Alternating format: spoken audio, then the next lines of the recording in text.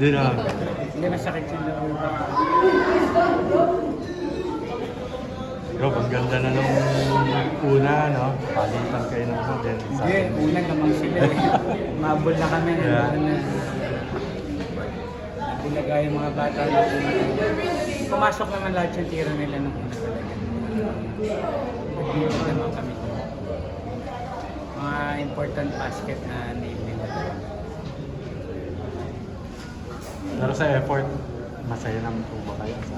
Kulang pa rin po, especially on defense. Maybe on offense, nandun na rin po yung chemistry. Because another 36 assists na naman po kami. It means talagang na nag-share na nandun na yung tiwala. Pero I think we need to adjust on our defense. Nakukulangan na kasi ng mga bata sa defense. Although first loss pa lang naman. First loss pa lang. Yes, first loss, pero lesson learned. Sabi ko nga sa mga bata, even we scored more than 100 every game, pero kung papay-score naman natin din yung kalaban natin sa ganung paraan. So we need to focus on defense.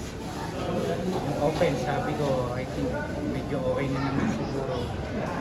Maybe yung paano bumipensa yung mga bata, how to control yung give namin every quarter. Dapat doon kami mag-focus. TNT yung susunod. Yes, hindi pwede magtiwala. Even tinalo ng Titan yun, hindi ganun yung team na yun. Ba-bounce back yun. We need to prepare for talk and touch. Importante po na paghandaan pa rin. Okay.